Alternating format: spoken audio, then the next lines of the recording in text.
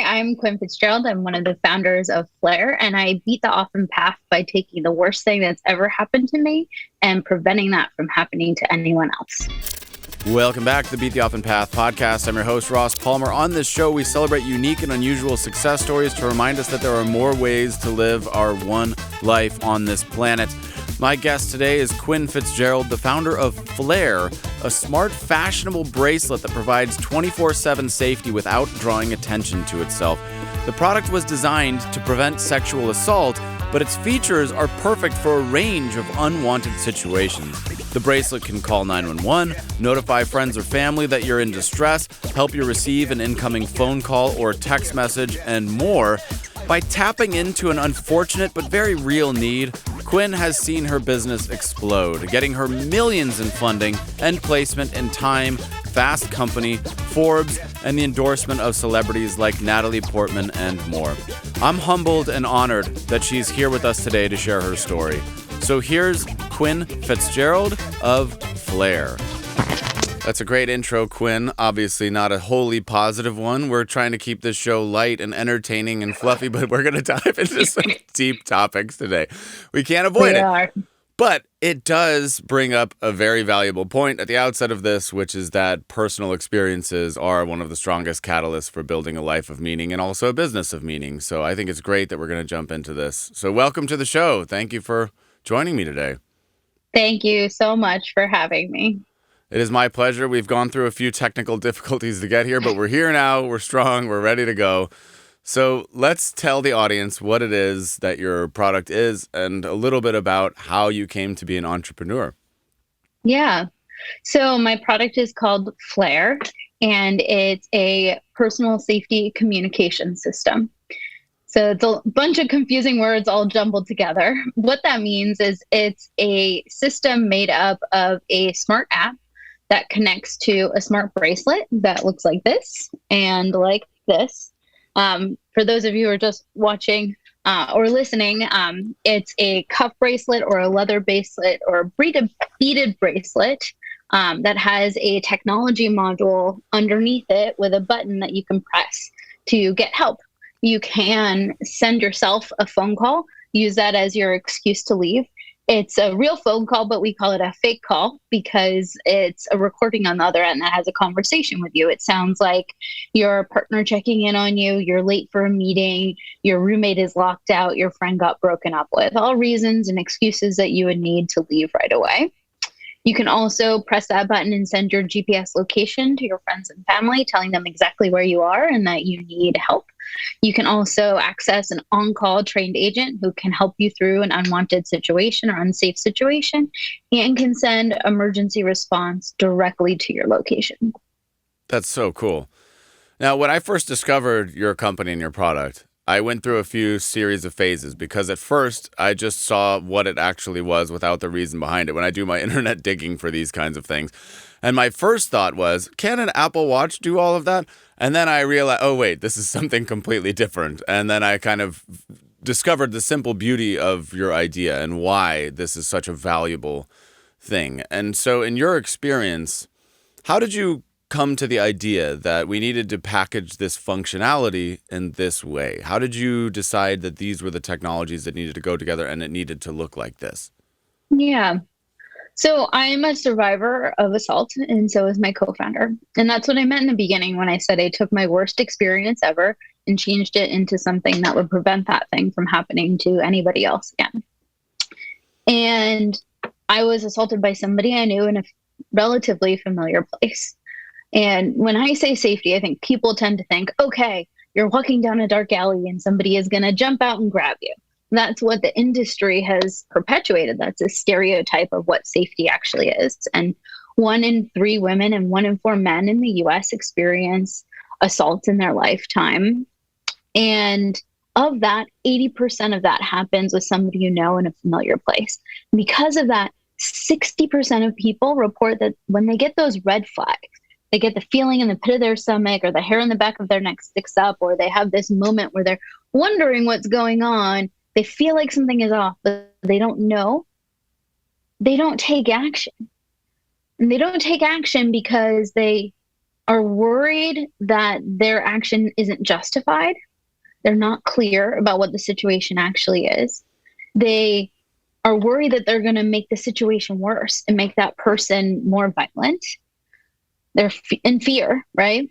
Or they're not sure how to take action in a reasonable way. On top of that, we're faced in a world where when you take action, you're often jeopardizing something that you worked really hard to build. Your reputation, your work environment, the list goes on. And so we took all of this information together and we thought, well, what if there was a really discreet way that you could get help where you didn't have to jeopardize anything, where there was a ready-made plan, your friends and your family already knew about it, and so that you knew exactly what you could do, you had a discreet way of doing it, and you felt confident taking action earlier in a moment when you don't have complete clarity about what's happening. So that's where we came up with this idea of let's take these safety features, this system that gives you multiple options, not just one thing, because only having something that escalates the situation, making it worse, reduces your own agency and your own control. So what if we gave you multiple options and we had it readily available right on your wrist at all times, and it didn't actually look like it was for safety, so that if you needed to hit that button without anybody around you knowing, you could do that. I think it's a brilliant idea. You came up with it at Harvard Business School, right? Okay. Yeah, so my co-founder and I met there. Okay. So you mentioned a button, but it sounds like, are there multiple buttons for different actions? There's multiple different ways to engage with this thing? You'd be really surprised about how confusing this is for people. The idea that one button can do multiple things is like, what? I'm an idiot. One button, three things? What's going on there? I've got my Apple AirPods, and that's the only thing I know. Yeah. You can just press the button in a few different ways, and based on how you press it, you can customize the features in the app. So you can press once, you can press and hold it. And depending on how you do that, you'll activate different features. Okay. Now, you mentioned that there are a few different scenarios, obviously some of them more obvious than others. But how did you settle on the actions that it should take? How did you come up with the variety of different potential responses? Yeah. So it was really hard. So on the high level, strategically, we felt like one of the reasons why the safety industry has perpetuated victim blaming, often making situations worse for people and sharing false information, is because they didn't actually go out and talk to the people who are experiencing these things on a regular basis. They said, safety, I know what an emergency is. You're in trouble. You need to cause harm to the other person. You need to call the police. And they just rolled with that. And so we knew that we didn't want to make those same mistakes. So instead of just operating off of our own experiences, we went out and talked to literally thousands of other people about their safety. And that was the first step that we took. And that was so important because in the beginning, we didn't have all of these features, but we developed these features by talking to more people. And no two safety situations are ever the same. But there are a lot of patterns that we noticed. One example, right? Somebody would often say to us, I just wish that somebody would have randomly walked in the door. If somebody had just walked in the door, it would have changed the whole entire situation. And we said, okay, that's really interesting. Well, we can make that happen by telling your friends and family who may be at the same party with you or maybe in the same office with you to come and walk in the door. Or we can make that happen with technology and send you a phone call, which is a very similar thing because what it's doing is providing you with an interruption. And then you can take advantage of that interruption and use that as an excuse to leave, to give yourself a moment to collect yourself. Yep, that makes so much sense because time is a huge factor. Buying yourself time is a huge factor. So an interesting point, obviously there are situations we can imagine where just having a few extra minutes or a few extra hours or some distance would make all the difference in the world. How do you feel about the situation where you mentioned office or you mentioned an environment where people interact with the same people every single day, or they have to come back to an environment. They leave and they say, thank God I got out of there today, but I have to come back to that same environment. What thoughts do you have on those types of situations? Yeah. Well, this game that we're playing, the like, what if this situation is frankly an endless game when it comes to safety, because there are any combination of situations that you could end up in. And that's a challenge for us as a business. And that's why we call ourselves a safety communications system, because what we want to do is create this platform where we can continue to add more features. So we chose these initial features first because they can help in the vast majority of situations, and because there was a clear hole in the market where people were only looking at the emergency situations and not those earlier in the moment questionable, unwanted situations. So we knew we could fill that gap, and we knew that by filling that gap, we would make it much more of a useful everyday tool instead of something that's like an insurance product for the rare emergency. That makes sense. But to answer your question, there are a lot of situations, like I'm thinking domestic violence for another example, of times when you're going to be with the same people over and over again.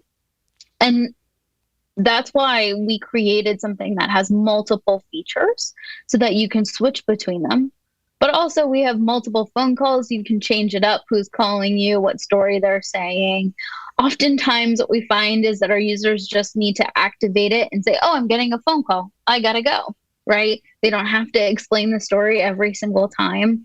Or they have a coworker that is a close friend who understands what the situation is and is the person in what we call your crew, where the message goes out to them and will just know how to come and interrupt. Be like, hey, we have that meeting to go to, or like, I just printed this paper for you, can we review it?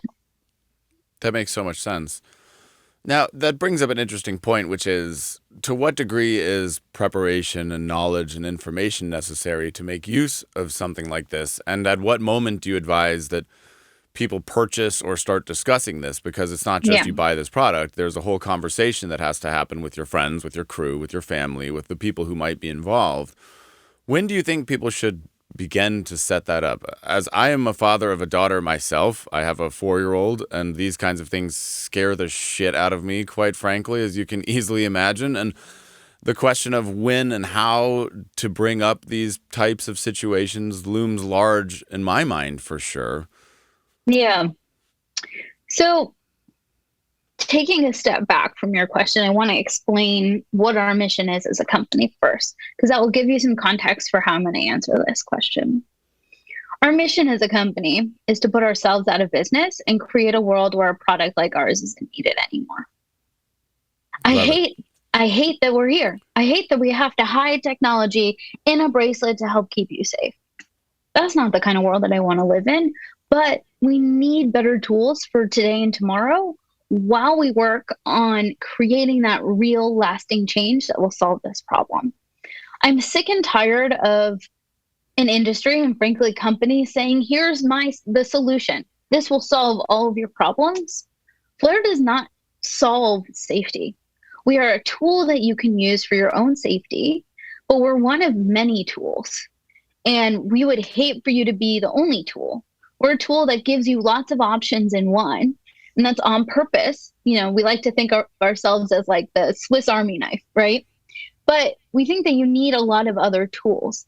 And those tools come in the form of, you know, other devices if you want them, if they fit for you, but also in the terms of self-defense, terms of like mental work to give yourself confidence in knowing what type of situation that you're in and to feeling like you can take action.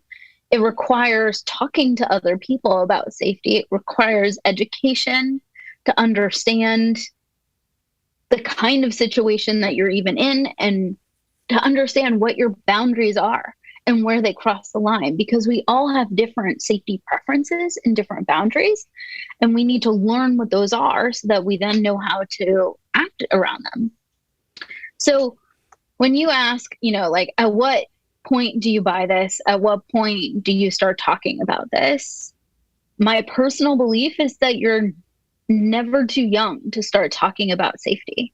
Yeah. And I'm not going to sit here and be like, this is exactly when you should buy Flair, because only you can decide what's right for you. Maybe you have a job where you're traveling at odd hours, or you're meeting strangers, or maybe you're moving to a new city, or maybe you have bad anxiety and you know that something like this will give you the confidence that you need when you're going out.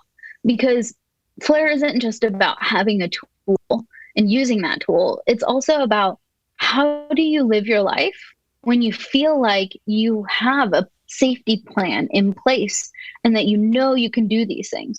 Because what people often do for their safety right now is they avoid situations. And sometimes that serves as a detriment to themselves. Absolutely. Yeah, you bring up incredible points. All of that makes perfect sense to me. It's an ongoing thing. And of course, there's a cat and mouse element to the whole thing as well, which never ends. A call may work today, but tomorrow people may catch on to the idea of this. And there are so many scenarios that you can imagine where the efficacy goes down or something like that. But would you say that the vast majority of people, you've spoken to thousands of people, that this solution is still very effective? I mean, obviously now you've gotten plenty of feedback. It's been on the market for a while. How have the responses been? Yeah, incredible. So I think sometimes people ask this question of like, will the efficacy go down as more and more people know about the product? Right. I'm still waiting for that to happen. Right. We've been in the market for 2 years and it hasn't happened yet. Most Right. people feel really confident wearing the product. It comes in many, over 35 different styles. Yeah. And so it's not explicitly recognizable. And we have some customers who actually tell us, oh, I hope they do recognize it, because then they know I'm prepared and I'm ready, so they won't try things. And so we have some customers who feel that way, and some customers who feel like, I hope they never, ever recognize it. And so we cater to the customers who hope that they never recognize it. But if that problem happens one day, that's a problem I'm really excited to try to resolve. And we'll continue to diversify what the technology can go inside of so that it will continue to not be recognizable. And frankly, you asked a question about what the market reaction has been and how do our customers feel about the product. And I'm constantly blown away by our customers, by their willingness to share their safety stories with us about how the product has helped them get out of uncomfortable situations and very dangerous situations, when they're being attacked by a loved one, for example. But what I get really excited about is how often I see people wearing the product, which is a lot, and that they say that 100% of our customers feel safer when they wear the product. And that's incredibly powerful, knowing the kind of world and the kind of opportunities that exist when people who have felt marginalized or not confident before now feel confident, feel like they can tap into their own agency and go after the things they want. That's the world that I get excited about being in. Well, I can certainly understand that. And it's sort of similar to the philosophy, let's say it does catch on, that if a would-be burglar sees a camera or a ring or a doorbell cam, they're maybe going to think twice about going into that particular house. And this could be, if it catches on and becomes wildly popular, sort of similar, that somebody says, oh, hey. Well, I would argue we've already caught on, and we still haven't seen that happen. The worlds in which we're catching on are for the people who need it and want it. And because it comes in so many different styles, it's not, recognizable. We were a time best invention, a fast company, most innovative company. We've been remarkably successful in creating a brand that really resonates with people around how they actually experience safety instead of the stereotypes. Frankly, I think that's because it comes from an authentic place. It comes from people who know what it's like and can talk about it and are radically transparent in how, and how we hate that this has to exist and what our ultimate goal is. So true. And in addition to the many accolades, of which there are an incredible number and variety, you've also had some support from some celebrities and some high-profile people. Has that happened organically? Have you sought out those kind of partnerships? How has that gone? Yeah.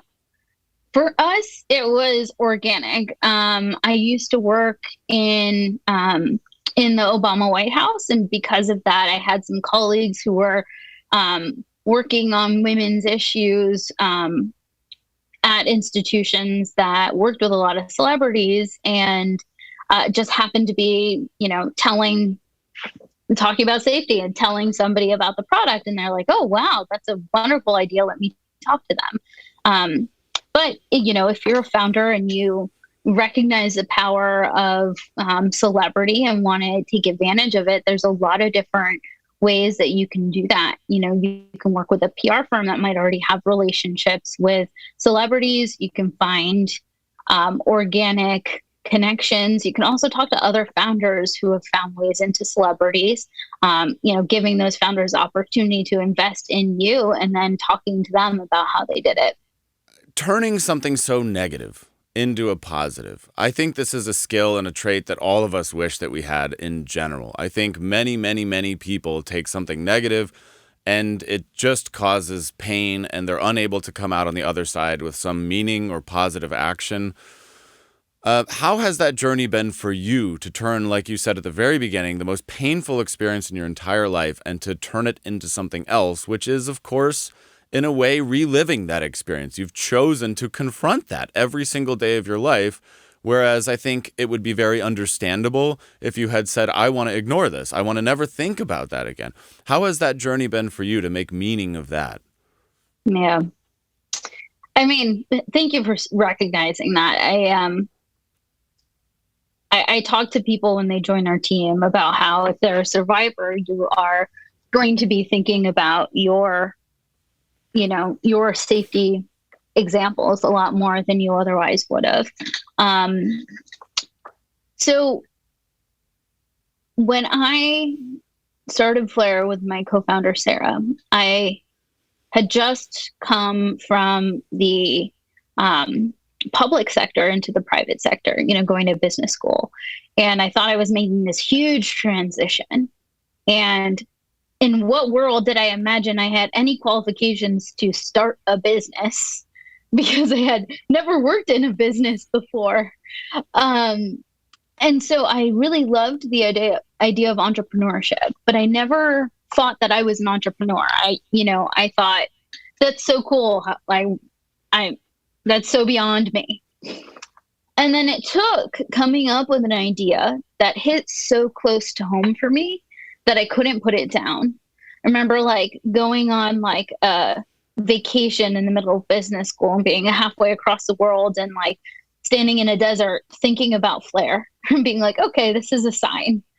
And so in a way, finding something that talked about safety helped me overcome my own fears. And it never was a conscious choice. I never was okay, I'm going to take exactly this thing and I'm going to make it positive. It was just a no-brainer because I knew exactly what the impact could be. My background is actually in conflict resolution. I was the first person in my undergrad to design my own major in conflict resolution. And it's just been a consistent thread throughout my life. And so it just brought everything that I was passionate about and that I viscerally knew the impact of together, that it was an idea I couldn't put down. And then we started working on Flair, and I quickly realized that being an entrepreneur is not a profession. It's actually just a way of living and looking at the world. It's saying, this is the status quo. I don't like the status quo. I think we can do better. And I don't just think it, I'm going to do it. Right. And that can exist in a corporate environment, in a public environment, in a home environment, anywhere. And so I quickly realized that I had actually been an entrepreneur my whole entire life. I just was so intimidated by that title and that word that I never thought that that was actually me. And it took me having this idea that was so close to home and trying it to know that that was actually me and what I've been doing. And there is nothing more powerful and There's nothing more powerful than taking the thing that eats you up inside and transitioning it to find a new definition for it. So I was debating about whether or not to do my intro for this podcast, saying like, I like to create my own definitions, because how we define safety in this world is, has been wrong for a really long time. And the fact that safety is a base of the pyramid need. Everybody needs to feel safe in order to do anything. Yet it's the thing that you have like the eye roll, there goes mom or grandma again talking to me about. It just baffles me. It just means that the branding of the word safety is so off, but it should be something that we all immediately jump to and all immediately get and should feel confident talking about. And that's what we're trying to do as a company. But on top of that, let's talk about what being a survivor is and what the definition of being a survivor is. Being a survivor means that you went through something really awful and that you're on the other side of it. But that doesn't mean like everything is great and peachy. It doesn't mean that that book is closed. It means that you're probably still struggling with it every single day, every single moment. And oftentimes, being a survivor is not a choice. It is something that's an identity that is force changed on you in a single moment. And it's awful. It's not something that you choose. And what Flair is helping me do as a founder and as a person, as a survivor, is redefine what I think being a survivor is. In a way, I'm like taking this identity that was never my choice and redefining it for myself and claiming it again for myself. And by sharing my own story, I feel like I'm taking this terrible thing and I'm taking that negativity and I'm forcing it into positivity by sharing it with others so that they can learn from it. 100% of the people who use your product, they feel different. They feel more in control. They feel less like they're stepping over a cliff's edge into the unknown. And that has enormous value right there. Just ending it right there. So super cool. Let's get into a bit of the practical things. So people out there who are affected by something, anything, something that's deep in their heart that they can't get rid of. They're on a journey across the world and they can't get an idea for a business. They don't think they're an entrepreneur. I think a lot of people fall into that category. How do you advise that somebody might start? How did you start? How did you start putting the plan into action? Yeah. So there's a lot of different ways to start, but I think the most important thing that you can do when you're starting is to listen to others and to put yourself in front of others who experience the same problem that you're thinking about and try to understand what their pain points are. And then be willing to be flexible and change your ideas based off of what you've heard. Because so much of it's so easy to listen and say, I'm doing this step. I'm going to go and talk to people and check that box. Done. Great. But here's my idea.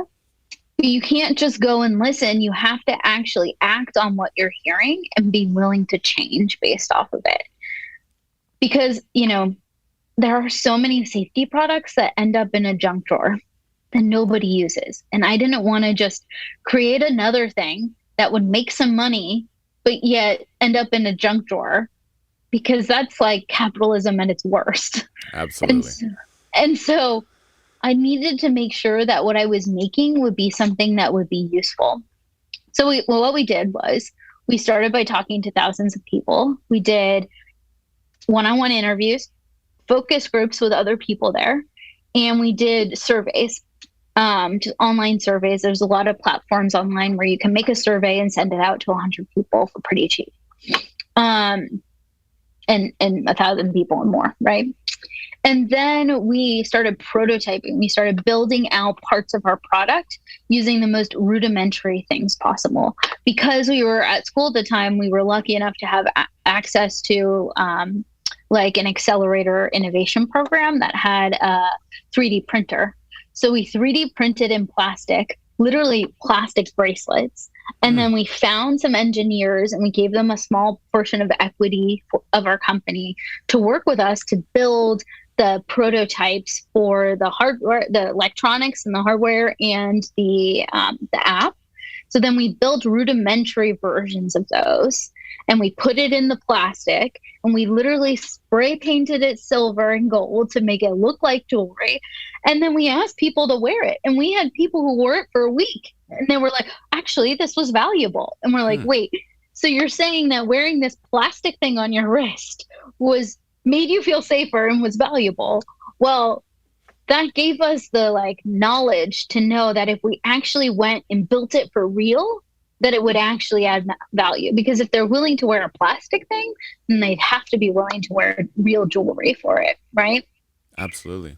So that's how we started. And I think that the things that I'm trying to explain is that we went and we listened to people, then we acted and we changed. And then we started by building something that was frankly really shitty and had no chance of ever making it. But we started by building, because as soon as you build, you're learning already. And what's important is that when you're a founder, an entrepreneur, you're learning. And as you learn that something is wrong, you're still progressing forward. Even if you're building something that you know is going to be wrong in the end, you still learn parts that work on the way. And then you can use those parts that work when you build the next thing. And so the most important thing that you can do is just get started and just keep going. Take one lesson, bring it into another lesson, bring it into another lesson, and set small goals for yourself, because otherwise the end goal seems insurmountable and unachievable. Yeah. That's all of what you just said is fantastic advice. That's going to be cut out. That's going in the reels. That's the perfect stuff. That's the good stuff right there. In a brass tack sense, this thing can place calls. How does that work? Is it attached to a cell phone tower? Do you need a plan? What is the mechanism that it uses for that? So we utilize your phone. So there's a limitation in that, which is that you have to have your phone nearby. Your phone has to have battery and service in order for the product to work, something that we're very clear with our customers about. But with that limitation comes huge ability to actually make something that's small enough to be discreet and look like jewelry. Your phone is usually always on you and charged anyways. So we know that it will help you in the vast majority of situations. And we use the power of your phone to limit the power that you need on the bracelet so that you never have to charge it, because we want it to always be ready and we never want it to feel like a burden for you. Absolutely. So I guess I just didn't know this, but do all phones have the capacity to call themselves? If the phone is, how do you receive a call?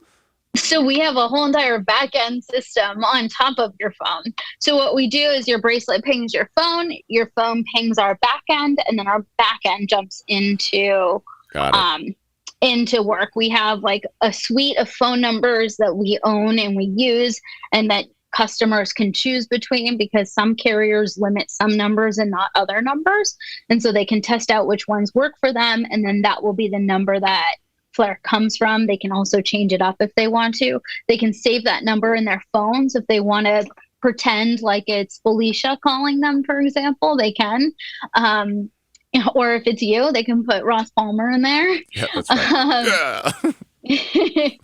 And what it will do is it will send you a real phone call. So we're actually sending people real phone calls. We're paying for those phone calls as part of our service that we offer, which comes free with the bracelet. And you get a phone call and it's a recording on the other end. We've made over 10 different recordings, and we've had customers make recordings for us too, which is really fun. That's really great. Yeah, the possibilities are obviously endless there. Yeah. I think, it's a brilliant idea. Profound, and the cost is very affordable. It's just over $100, right? Yep. So that was really important to us. We exist in a world where your socioeconomic means can also impact your safety. And so we knew that people who need it most might not be able to afford it. So we tried to price the product at the best that we could. It's not perfect. It's still not accessible to a lot of people. So we actually have a nomination program where you can nominate yourself or somebody else in your life to get a product for free. And we select up to 5 people every single month out of that nomination program. Last question before we wrap this up is, you've done some incredible things already. Millions in funding so far. I think I saw that revenue increased 300 some % year over year at a certain point. It's catching on like wildfire. Do you see yourself running with this forever? Do you plan to build and sell the business, or have you not thought about that? Yeah. So our business is to put put ourselves yourself out of business Yes. and create a world where products like ours isn't needed. And it's going to take a long time. Yeah. And it's really that part about creating a world where a product like ours isn't needed. And in order to achieve that, there's a lot of potential paths that we could go.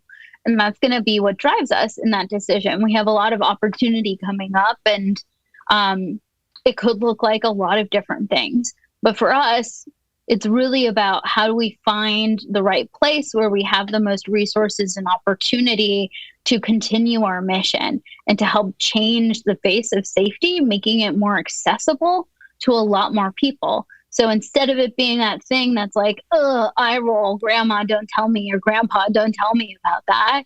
It's now like did you hear about this thing? Or have you thought about this part of your safety? It's changing how much we talk about safety and making it much more real, but based in reality and your own experiences, and giving people the confidence they need to share those experiences to know that they're not at all alone. I think it's fabulous. I think it's such a great mission. And if anybody was paying attention to the last hour, just nothing but gold in there, just tons and tons of gold, I think. A lot of good stuff. So thank you again for joining me. And as I always like to do, I will leave the floor to you to wrap this up. So whatever action you want people to take, whatever you want to promote, you can have the last word and close us out here. Thank you. I mean, my request to everybody is just to go home and talk about safety with a loved one today. That's the best thing that you can do right now. If you're at all interested in learning more about me or our company Flair, you can find out about us at GetFlair, GetFlare.com, or at GetFlair on Instagram and TikTok.